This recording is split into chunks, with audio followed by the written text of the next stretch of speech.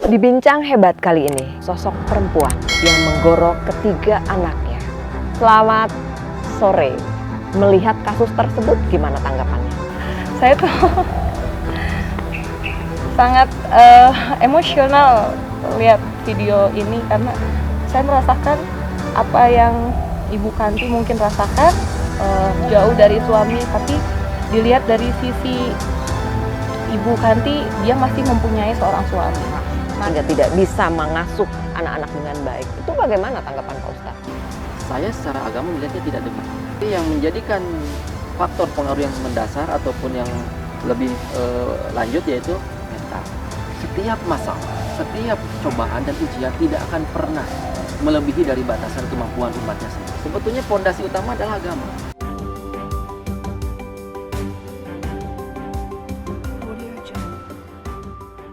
Saya akan coba mengupasnya dan kita ngobrol santai dengan salah seorang pengacara muda yang sudah hadir dan juga ada Pak Ustadz Ruli yang sudah hadir. Saya sapa terlebih dahulu. Selamat sore. Ada Bu Intan. Pak Ustadz, Assalamualaikum. Terima kasih Pak Ustadz sudah hadir. Bu pengacara juga sudah hadir, Ibu Intan. Saya coba dulu ke Bu Intan. Selain sosok pengacara muda, menangani berbagai kasus, juga seorang ibu yang mempunyai 3 orang anak yang juga masih kecil. Dan pernah juga, boleh saya sebutkan sekilas ya, pernah mengalami luka karena mengalami kegagalan dalam berumah tangga. Nah, ini kan ada satu sisi yang mungkin sisi empati seorang perempuan itu merasakan, melihat kasus tersebut, gimana tanggapannya? Sejujurnya kasus ini sangat viral banget, ada di mana-mana. Saya pun pas melihat itu nggak bisa berkata-kata, cuman bisa meneteskan air mata karena saya pribadi pun merasakan apa yang Ibu Kanti rasakan. Disinilah banyak yang bicara pentingnya peran orang terdekat, terutama suami ya. Di situ Bu Kanti dari informasi yang ada, dia bilang kurang perhatian dari suaminya. Bahkan di situ dia bilang dia melakukan itu agar anaknya bahagia, bukan bahagia, menyelamatkan anaknya dari keterpurukan gitu. Nah itu sebenarnya yang bisa dilihat dari sisi psikologi sang ibu ya. Tentu mengurus anak satu saja itu sudah berat, apalagi 3. Pentingnya dorongan dari suami, dorongan dari orang-orang terdekat, apalagi Bu Kanti katanya dikenal sebagai sosok yang pendiam. Itu yang sangat berbahaya bagi kejiwaan seorang ibu.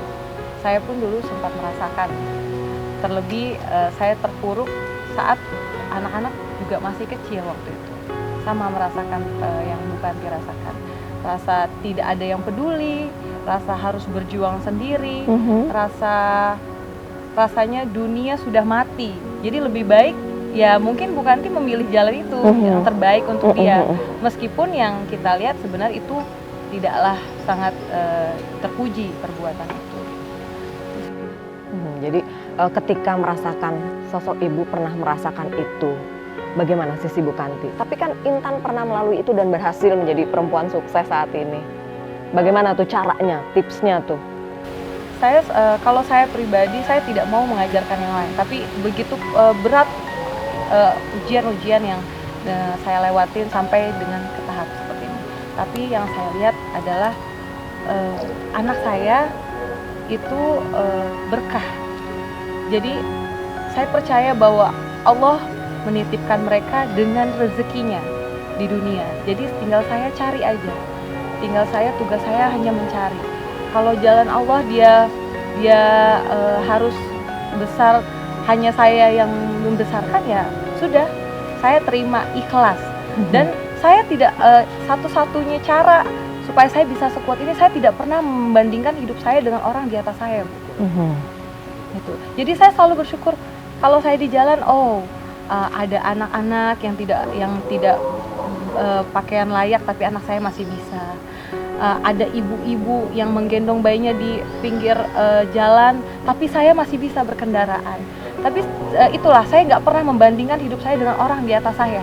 Karena kalau kita sudah membandingkan sama dia punya ini kok saya tak punya gitu, jadi kita menyalahkan pencipta, menyalahkan Allah, menyalahkan yang menciptakan mereka, kok titipkan mereka nggak seperti orang lain gitu. Jadi rasa bersyukur itu sangat penting dalam sisi kehidupan seorang ibu. Ibu itu sudah diberikan nikmat untuk merasakan hamil, merasakan melahirkan, itu nikmat yang luar biasa. Janjinya pintu surga loh Bu, gitu. Masa sih kita dengan mudah terpengaruh setan-setan yang maksudnya membisikkan kita bahwa ini nggak benar hidup kayak gini gitu. Itu sih yang terutama kuncinya adalah rasa bersyukur. Oh, jadi Bu Intan itu pernah merasakan keterpurukan, sakit hati, luka, sama kondisinya ya, anak masih kecil, ditinggalkan suami yang dikasihi, tentu tidak mudah. Itu tadi tipsnya bersyukur. Cara bersyukurnya seperti apa? Apakah sholat setiap hari, atau mungkin olahraga untuk mengalihkan pikiran, atau masakkah, atau bagaimana? Kalau ibadah itu pasti sudah kewajiban setiap hari. Kalau saya pribadi melakukan hal yang membuat saya bahagia, seperti berbicara dengan teman yang saya dapat saya percaya, atau olahraga, atau ya pergi sekedar jalan santai, itu membuat pikiran saya rileks. Makanya sekarang gini, saya banyak sekali melihat orang di media sosial curhat, tapi dia dibully, dasar lebay, dasar ini. Padahal masyarakat tidak melihat, mungkin itu adalah salah satu cara dia untuk mengungkapkan isi hati, karena orang sekitarnya tidak ada yang mau mendengarkan. Jadi kita tidak boleh menjudge orang. Bisa aja kamu sekali ketikan itu, misalnya kamu bilang lebay kamu, kok masalah pribadi diumbar-umbar. Ada kan seperti itu, kadang netizen itu selalu melihat sisi buruk orang. Padahal kita nggak tahu, mungkin aja dengan dia menceritakan isi hati dia di media sosial, itu bisa menenangkan jiwa dia, kita nggak ada yang tahu. Makanya dari orang-orang sekitar, ayolah mulai sekarang kita mulai respect bahwa manusia ini punya caranya berbeda-beda untuk menyelesaikan masalah. Kita tidak boleh dilihat dari sisi negatifnya saja. Mungkin dengan cara itu dia bisa menyelamatkan hari itu, dia bahagia dengan menceritakan itu di media sosial. Tidak boleh kita judge. Itu paling membahayakan. Jadi kuncinya jangan mudah menjudge seseorang ketika apapun yang dilakukan oleh orang lain.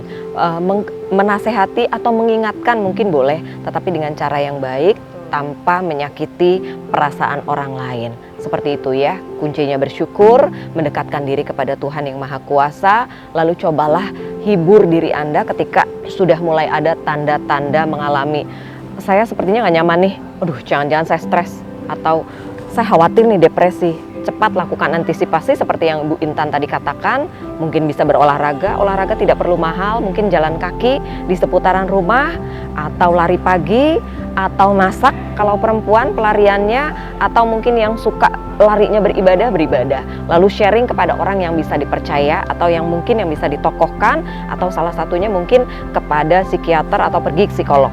Tapi mungkin kalau psikolog dan psikiater itu butuh budget ya. Nah, butuh budget. Tapi yang mau saya tanyakan lagi dari sisi hukum nih, kalau sebelum saya ke Pak Ustadz, itu kasus kejadian contoh yang terjadi di Brebes, akankah terkena sanksi hukum? Karena Bu Intan ini seorang pengacara. Kalau dilihat dari kasus yang ramai dibicarakan, itu kan pasti semua orang membicarakan tentang psikologi sang ibu. Tentu di undang-undang pun ada dalam pasal 44, tiada dapat dipidana barang siapa yang mengerjakan suatu perbuatan yang tidak dapat dipertanggungjawabkan kepadanya karena akalnya tidak sehat. Itu bisa saja seperti itu. Tapi yang sudah saya lihat dari video-video yang beredar, dari dia masih bisa diajak bicara, masih bisa diajak berkomunikasi dengan baik, bahwa dia juga menceritakan asal mula mengapa dia melakukan perbuatan tersebut, tidak bisa dibilang dia dalam depresi yang berat juga gitu. Berarti dia masih bisa mengingat semua hal-hal kejadian tersebut. Makanya tingkat depresi ada tingkat yang berbeda-beda. Nanti itu biasanya ahli forensik psikolog dari kepolisian lah yang memberitahukan gitu. Bahwa ini memang ada tahap seperti apa. Dan nanti biasanya pihak yang berwajib yang memutuskan apakah tersangka ini bisa dipidana atau lolos karena penyakit kejiwaan. Oke, Oke, jadi memang ada prosesnya ya. Kalaupun ada pengacara yang menangani, ini akan bekerja sama dengan bagian forensik dari pihak kepolisian. Itu nanti ada tes ya, tes kebohongan, tes kejiwaan dari psikolog dan psikiater begitu ya. Apakah memang dia waras atau tidak? Kalau memang ternyata dia waras, itu akan Tetap jelas dipidana. pidana begitu ya. Ada sanksi hukum. Bisa di atas 5 tahun atau 20 tahun gitu ya? Bisa di 20 tahun. Oh, di 20 tahun. Tergantung sanksi. pembunuhan, kalau bisa dilihat dari dia yang membeli Carter sendiri, berarti kan dia sudah merencanakan perbuatan tersebut, termasuk pembunuhan berencana. Oke, jadi ada pesan nggak untuk ibu nih, untuk ibu-ibu di Indonesia? Pesannya banyak yang tersirat dalam pesan ini. Tentu semua ibu-ibu yang melihat video ini pasti sangat sedih, sangat miris hatinya, terutama saya. Saya tuh sangat emosional lihat video ini karena saya merasakan apa yang Ibu Kanti mungkin rasakan, jauh dari suami, tapi dilihat dari sisi Ibu Kanti, dia masih mempunyai seorang suami, masih ada yang bertanggung jawab meski dalam begitu banyak kekurangan. Seharusnya ibu harus lebih kuat. Saya bilang masih banyak permasalahan di luar sana yang dimana ibu-ibu membesarkan anaknya sendiri tanpa dukungan siapapun, tapi mereka masih bisa berdiri sampai sekarang. Pesan saya untuk semua ibu kuat di dunia ini, terus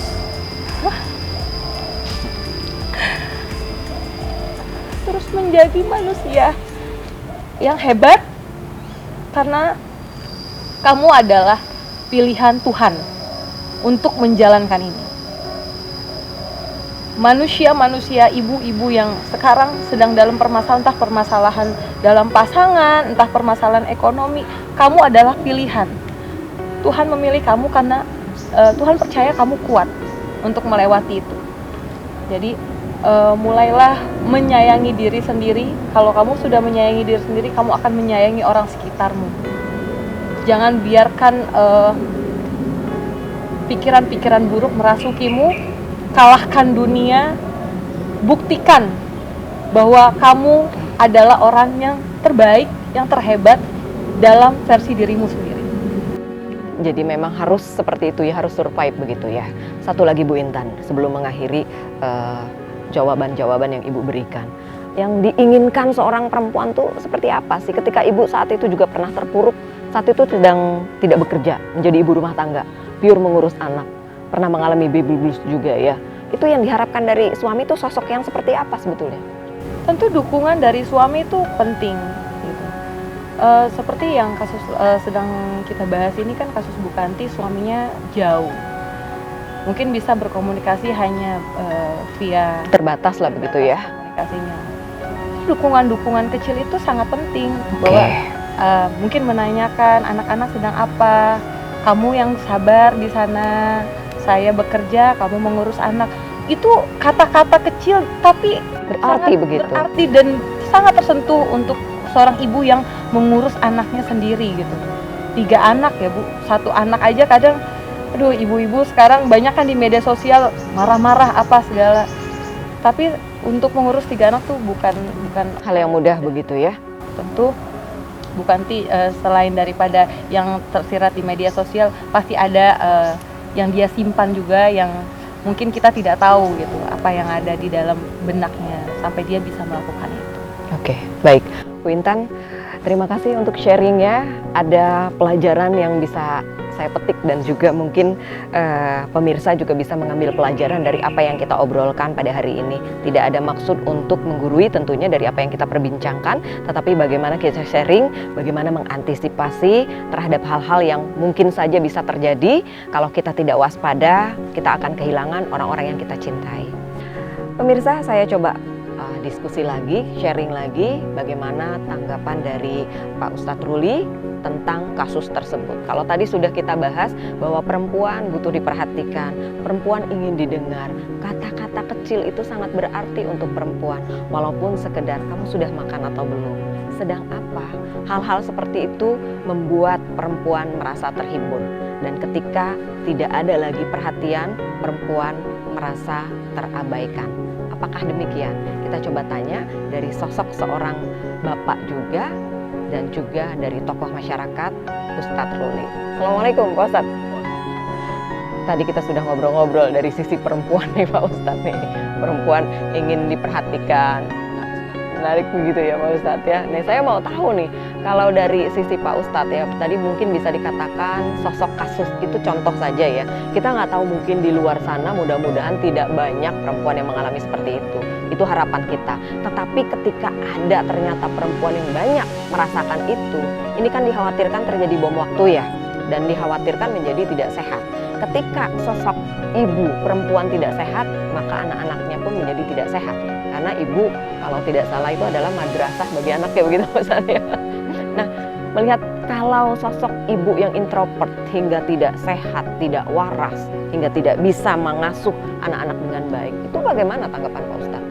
Baik, sebelumnya saya sampaikan segala aspek itu sangat dipengaruhi oleh beberapa substansi yang kiranya menunjang terhadap kegoncangan jiwa, kepedihan hati, kemudian rasa punya kita perasaan seolah-olah tidak diperhatikan dan sebagainya. Prinsipnya itu faktor salah satunya satu dari media, kedua dari sosial, ketiganya dari secara komunikasi yang Bu Intan tadi sampaikan. Sekedar mengulas hal yang menjadikan hidup rumah tangga. Prinsipnya begini Bu Mena, kita di dalam suatu pernikahan berkeluarga tidak ada namanya suatu memadukan kesempurnaan. Prinsipnya itu aja. Artinya apa?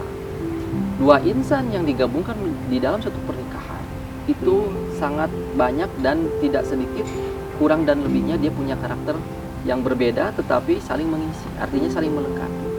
Kalau kita cari suatu calon ataupun pasangan yang sempurna, dimanapun itu tidak ada. Sangat sekali kecil kemungkinan itu tidak ada. Bahkan kalaupun dikatakan sempurna, dia pandai menyembunyikan kekurangan itu di khalayak masyarakat luas. Baik lagi kepada topik yang tadi Bu Bera sampaikan terkait masalah hal yang kaitannya sekarang lagi viral, menjadikan suatu kondisi di mana kita tuh merasa kok bisa begitu ya, tega benar sekali bahwa seorang ibu menghabisi ketiga anaknya dan mungkin kedua bisa diselamatkan. Tentunya ada hal yang sangat mendasar. Kenapa itu bisa terjadi? Artinya butuh waktu, Bu. Jadi secara agama itu tidak hanya saja pada saat itu dia punya ada rasa penyesalan atau ada punya rasa niat yang tidak baik dan pada saat itu dia eksekusi. Saya secara agama melihatnya tidak demikian. Di sini saya perhatikan dari segi iman. Prinsipnya yang tadi mungkin disampaikan oleh Bu Intan atau sebaiknya Bu Bena menyampaikan tentang hal masalah ibadah. Kita sholat tahu bahwa sholat itu ada 5 waktu. Tapi kita coba pelajari secara ibadah itu niat benar atau memang hanya menjalankan saja. Artinya dengan secara sepenuh hati kita menjalankan sholat, tentunya artinya apa? Ada suatu hidayah ataupun hikmah tertentu apabila kita setelah sholat kita bisa menjalankan apa yang menjadikan ketawakalan, hal yang benar kita lakukan, hal yang salah kita abaikan, kan begitu. Tapi dengan kondisi saat ini adalah mengkondisikan bahwa kebanyakan dengan kondisi saat ini hanya seolah menjalankan sholat saja, tapi tidak menyadari bahwasanya amanah yang kita lakukan dalam sholat itu tidak pernah kita jalankan dalam kehidupan sehari-hari. Artinya apa? Dari segi keimanan. Tentunya beliau mungkin cukup paham, beliau cukup mengerti. Tetapi yang menjadikan faktor pengaruh yang mendasar ataupun yang lebih lanjut yaitu mental. Mental itu yang tadi Bu Intan sampaikan bahwasanya secara ekonomi atau finansial dia seolah-olah ada yang mungkin awal-awal dia sanggup, tapi dalam rentan waktu beberapa waktu ke depan dia akhirnya menjadi menyerah. Ada juga faktor dari masalah, setiap masalah yang ada di rumah tangga itu berulang-ulang dia alami. Dia selalu setiap harinya, setiap waktunya selalu melakukan hal yang sama. Artinya lebih lanjutnya tidak ada pembelaan, tidak ada suatu hal yang menjadikan keluh kesah bagi dia pribadi. Kalau kita perhatikan bersama kan beliau cukup menutup diri dari masyarakat luas. Artinya apa? Yang namanya kita bersilaturahmi kita tidak hanya mencakup di dalam keluarga saja. Karena pada saat hal itu terjadi, maka terjadilah kejadian seperti ini. Jadi contoh hal sederhana, tidak ada yang mungkin menegur atau mengingatkan dari sisi agama. Sebetulnya pondasi utama adalah agama, tapi pondasi kedua adalah masyarakat sekitar. Yang tadi Bu Bena bilang introvert, kondisinya dengan Lingkungan gitu ya. itu sangat betul. Tapi begini Ustadz, kalau dikatakan oke introvert itu kan dari setiap orang berbeda-beda ya. Ada yang introvert dan ada yang tidak. Tetapi kan kalau dibilang masyarakat mungkin nantinya masyarakat tuh kurang peduli. Karena kan nun sewu nih, kita kan di kepercayaan kita Muslim itu kita tidak boleh membuka aib kita begitu. Artinya mungkin ya. Tapi saya potong sedikit. Ya? Bukan permasalahan kita mengeluarkan aibnya, Bu. Oke. Kita bukan untuk keluar ke masyarakat. Ini loh, saya punya keluh kesah. Tidak. Akan tetapi saya menghibur. Karena bahasanya prinsipnya begini, dalam rumah tangga ataupun setiap individual yang tadi mungkin secara emosional Ibu Bu Intan menyampaikan dan sebagainya. Setiap masalah, setiap cobaan dan ujian tidak akan pernah melebihi dari batasan kemampuan umatnya sendiri. Oke. Itu garis besarnya itu saja dulu. Nah, tetapi setelah kita masuk ke masyarakat, kita masuk mungkin ke sahabat terdekat, kita ngobrol, kemudian kita tidak usah mengeluarkan aib kita. Memang jelas setiap keluarga harus menutup aib, tidak boleh kita sampaikan. Tetapi kondisi di sini menjadi terbuka wawasan. Ternyata yang menunjang bahwa contoh di dalam media ataupun pihak kepolisian melakukan interogasi, ada terucap bahasa bahwa dari si korban, maksud itu tersangka, bahwasanya saya khawatir anak kami atau anak saya mengalami seperti apa yang saya rasakan. Saya khawatir anak-anak saya akan diperlakukan yang tidak baik di kemudian hari. Lantas kondisinya, maksudnya ya udah lebih baiknya adalah saya matikan saja. Ambil jalan pintas. Betul. Begitu. Nah, artinya apa? Itu sudah terlihat secara garis bawahi bahwa dia tidak bisa melihat edukasi dari sumber lain, tidak bisa melihat dari pandangan lain. Itu sebetulnya nggak demikian. Gitu. Yang tadi Bu Intan bahwasanya kita punya anak itu adalah rezeki sudah diatur. Benar sekali dalam hal agama, sangat diatur. Kemudian sangat sudah ditentukan oleh Allah sendiri. Tetapi kondisinya kalau kita memandang dari sisi emosional kita sesaat, kayaknya nggak mungkin dan lain sebagainya. Nah, artinya apa? Akhirnya kita menjadikan kufur nikmat, atau jauh-jauhnya kita menjadikan tidak mau menerimakan keadaan. Gitu. Jadi kita harus mengikuti kondisi itu dalam artian harus samina wa atona. Jalanin. Yang penting kita ikhtiar. Ikhtiar pun juga kita harus keluar pintu, Bu. Kita harus keluar pintu dari rumah. Kemudian kita mencari pekerjaan dan sebagainya seperti yang dicontohkan suaminya kan seperti itu. Nah, balik lagi sebagai seorang istri, tentunya kapasitas ini dia belum bisa menerima secara ikhlas. Nah, terpenting adalah keikhlasan. Jadi kalau dari Pak Ustadz melihat di sini masih ada sedikit kekurang ikhlasan begitu ya, kurang bersyukur begitu. Satu dari rasa kurang bersyukur, keduanya kembali lagi pada saat dia dihantam segala macam ujian, dia sudah mengasumsikan sendiri, wah saya kok dibeginikan ya Allah, kok begini-begini banget ya Allah. Setiap perempuan pasti ngalamin seperti itu. Tetapi pada saat itu terjadi secara muslim adalah sebaiknya kita beranjak untuk berwudu, beranjak untuk sholat, beranjak minimal kita membaca ayat suci Al-Quran 3, 4, 5 ayat. Itu sudah terbuka. Dan mungkin kondisinya di sini kita dengar sendiri bahwasanya tersangka menyampaikan bahwa ada bisikan ilahi. Itu sudah jelas-jelas. Keimanannya udah mulai tergerus dengan bisikan secara kondisional, yaitu dia berasumsikan bahwa ada bisikan setan dan sebagainya. Sebetulnya itu dari pribadinya sendiri. Jadi harus mengendalikan diri sendiri begitu ya. Kondisinya kenapa tadi katakan kita harus lebih bersosialisasi keluar. Pada saat kita ada suatu ujian, kita dihadapkan dengan suasana baru. Dari suasana baru itu seolah-olah ujian yang tadi seolah-olah Allah sudah tunjukkan dengan jalannya terlupakan sejenak. Keduanya kalau secara mentok masih teringat, tentunya dengan silaturahmi. Ada bahasa dari mungkin tetangga, kenapa Bu kayak yang sedih? Dia ungkapan hanya sebatas ungkapan, tapi minimal Bu, anak-anak tolong dijaga, jangan terbawa suasana, jangan setiap masalah ibu lampiaskan terhadap anak-anak. Artinya saling mengingatkan begitu ya, sharing atau mungkin memilih, bukan berarti ke semua tetangga begitu ya, ketika mau sharing tentang hal pribadi. Prinsipnya mengolah diri secara psikologis. Oke, mengendalikan diri ya begitu ya. Kita bisa marah, bisa, semua orang bisa marah. Tapi pengendaliannya tiap orang beda-beda, Bu. Gitu. Kalau belum apa-apa, setiap ada ujian langsung kita marah, berarti kondisinya kita temperamen. Tapi kalau secara emosional kita, secara naluri keagamaan, ibadah kita cukup baik. Pada saat kita marah, itu Ingat, jadi seperti ada rambu begitu ya. ngerem, Bu. Ada yang ngerem. Dia mengerem untuk Oke. tidak melakukan seperti itu. Nah, kalau melihat ini apakah memang kondisi tersangka ini terlihat keimanannya kurang begitu tipis atau bagaimana, atau memang ada gangguan keimanan? Jadi kalau secara psikologisnya yang mendominasi, psikologis yang menyimpang yang mendominasi masalah dia punya ada ilmu agamanya. Kalau secara keagamaan saya pikir sih sudah cukup baik. Tetapi dominan untuk secara psikologis itu yang terlalu merongrong, termasuk ujian-ujiannya itu. Pada dasarnya sederhana, Allah tuh sudah menguji di situ. Pada saat dia mungkin mau melakukan eksekusi, sebetulnya itu bahasanya Ada itu perang batin betul. biasanya begitu ya. Kalau setiap orang yang punya iman tidak serta-merta beda dengan yang orang yang nggak punya iman. Dia melakukan hal suatu kemaksiatan bablas saja, Bu. Atau melakukan keimanan seolah terlupakan Tuhan. Tapi pada saat dia punya ada sedikit iman, dia selalu ada kaitan bahwa bisikan di situ tuh jangan, itu salah. Oke. Yang benar seperti itu.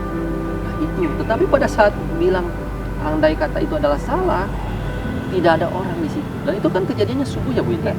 Itu kejadiannya subuh loh. Barangkali beliau itu sudah sholat subuh, kemudian merenung. Nah pada saat renungan di situ, mohon maaf, terkadang di sini kalau kita tidak selami dan perdalam bab agama ataupun masalah bab ibadah, terkadang setan dalam hal apapun yang soleh pun juga bisa dihinggapi oleh ajakan setan. Apalagi yang mungkin kondisinya sangat jauh dari bab tentang ibadah.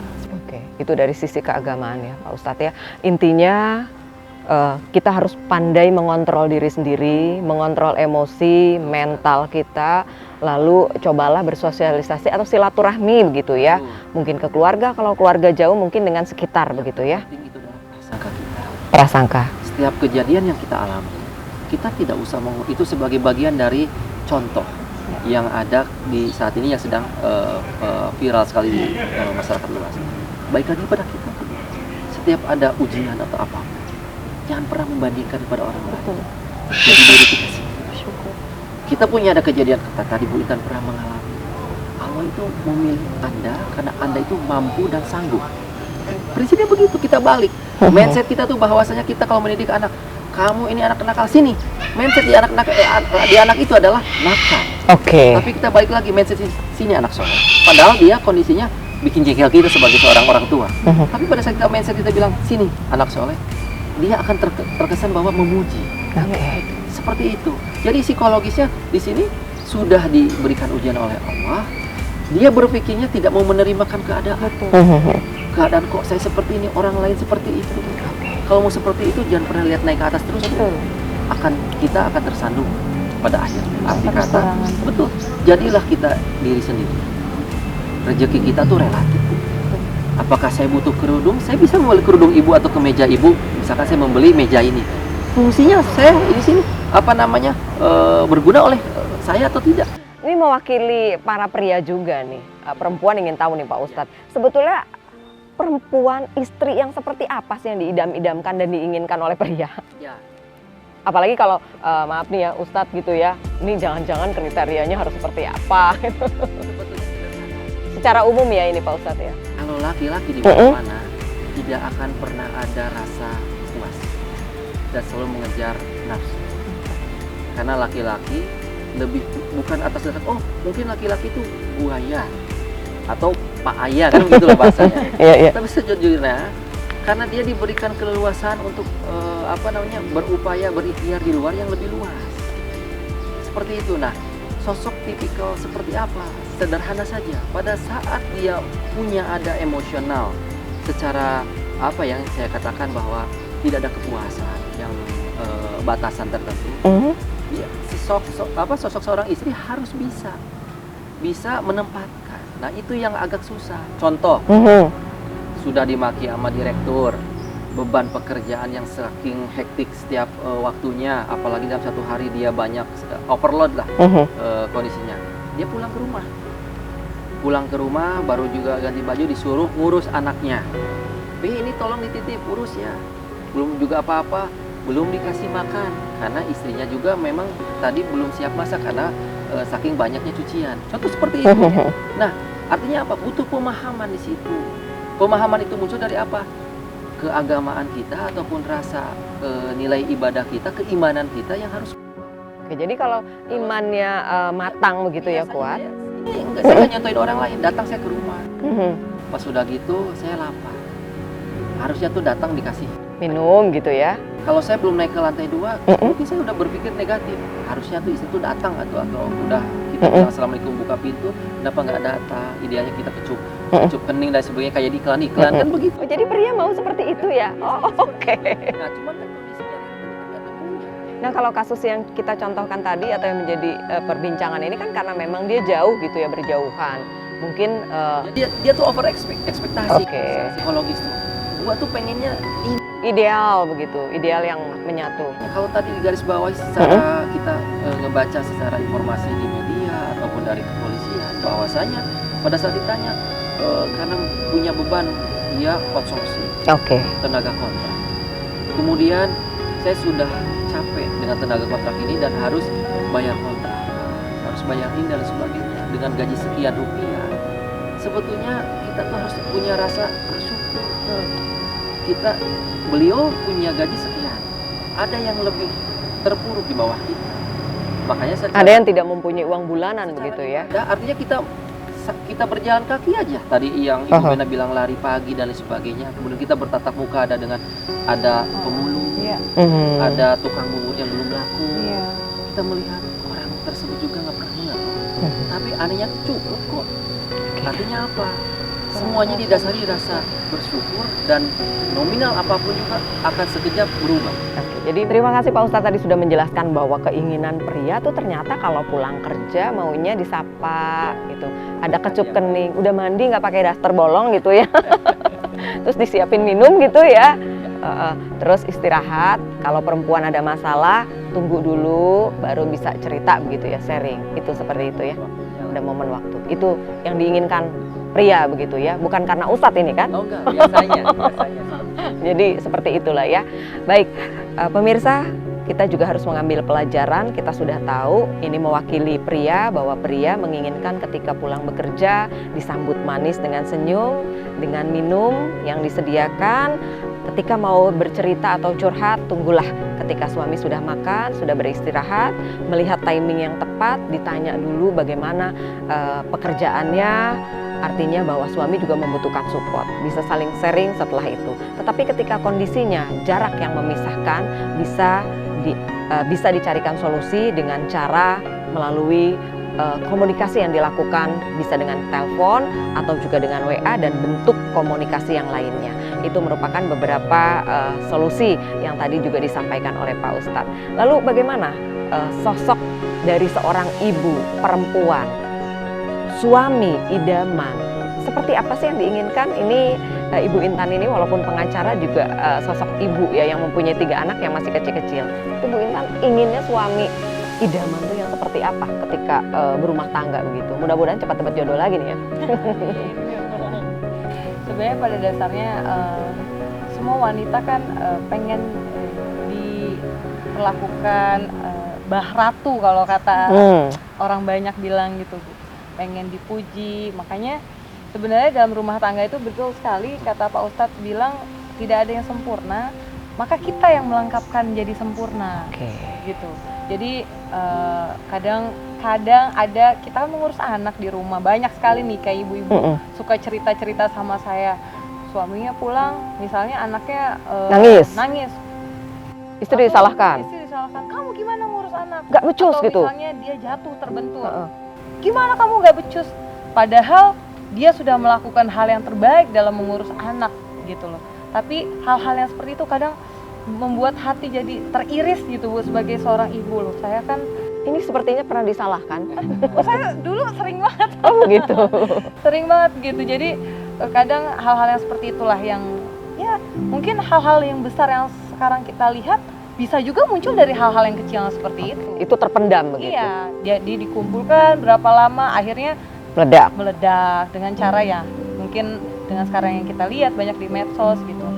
Seperti itu. Jadi dipuji, pengen disayang. Segala misalnya pun kalau jauh gimana urus anak-anak gimana. Kadang istri itu cuman pengen tadi kan Pak Ustadz bilang kalau pulang kerja pengennya nemenin anak, justru istri tuh pengen suami tuh Nemenin dia begitu. Merasakan apa yang dirasakan nemenin anak gitu. Makanya kadang keegoisan tuh muncul di dalam satu rumah tangga seperti itu. Makanya dibicarakan. Mungkin Pak Ustadz maunya tadi setelah saya pulang dikasih makan dulu baru bisa main sama anak. Akhirnya kan semua dapat. Begitu. Perlunya komunikasi seperti itu. Jadi dibagi, ntar saya pulang saya kasih makan dulu ya, setelah saya kasih makan baru saya main sama anak. Mungkin selama ini istrinya maunya dia main sama anak aja, nanti urusan makan belakangan. Jadi itu perlunya komunikasi. Jadi saat Intan inginnya seperti apa? Perempuan, mewakili perempuan nih. Oh tentu semua perempuan ingin disayang, ingin dimanja, ingin dipuji terus. Walaupun gendut kadang laki-laki tuh jangan body shaming ya. Tapi betul, karena laki-laki tuh lihat tuh misalnya kamu makin gendut bagus, gitu. Kok kamu nggak bisa rawat badan? Padahal dia nggak bisa ngerawat badan karena dia ngurus anak. Kecapean, kelelahan ya. Boro-boro mikirin badannya, mikirin anak 24 jam aja udah sulit. Oke. Bangun tidur, belum urus rumah, belum pikirin sekolahnya, itu hal terberat. Coba deh, laki-laki 2 jam aja suruh nemenin belajar. Belum tentu sanggup gitu ya. Belum tentu sanggup. Tapi itulah hebatnya seorang ibu, seorang istri. Di situ peran penting seorang suami untuk menjaga menjaga kewarasan seorang istri. Saya bilang gitu benar. Ya. Banyak sekarang di medsos kayak begitu. Penting tuh seorang suami menjaga kewarasan, itulah. Penting komunikasi, saling menjaga perasaan, jangan pas jauh tiba-tiba nggak ada kabar. Membuat kita yang handphone mati lagi ya. Dardikduk gitu kan. Aduh, apa dia sama siapa, padahal dia tidur. Nanti pas dibangunin disalah-salahin dia marah. Oh, saya tidur. Tapi padahal itu hanya kurang komunikasi. Ya kan Pak Ustadz? Harusnya sebelum tidur saya tidur dulu, istirahat. Nanti setelah saya ini saya boleh telepon kamu. Nanti dibilang, kok itu aja harus lapor sih? Oh, laki-laki. Kebanyakan perempuan malah suka digituin. Malah suka diberikan kabar. Kabar begitu ya. Diberikan kabar. Kalau jauh ya, kalau dekat ya diberikan kasih sayang. Kalau misalnya dia minta belum bisa beliin, ya dengan cara-cara halus, jangan dengan menolak dia dengan kamu kayak orang kaya aja kayak apa. Nanti kalau kita ada rezeki kita beli. Itu kata-kata adem yang gitu ya. Adem gitu loh. Jangan menyalahkan kamu ini gitu. Kata-kata diperhalus sebagai seorang laki-laki, juga ya komunikasi yang penting antara suami istri. Jadi perempuan butuh itu ya. Perempuan itu tidak butuh hal yang mahal. Sedikit aja sentuhan kecil di hatinya itu sudah membuat dia bahagia. Jadi hargailah perempuan begitu ya. Jadi perempuan menginginkan perhatian dan kasih sayang sama seperti Bu Kanti begitu ya. Dan perempuan-perempuan yang lainnya. Oke, baik, terima kasih. Sukses selalu ya. Semoga selalu mendapatkan kasih sayang. Amin ya robbal alamin. Semoga kita bisa mengambil manfaatnya dari sesi perbincangan kita untuk kali ini. Terima kasih untuk segala perhatiannya. Mohon maaf jika ada yang kurang berkenan. Sampai jumpa.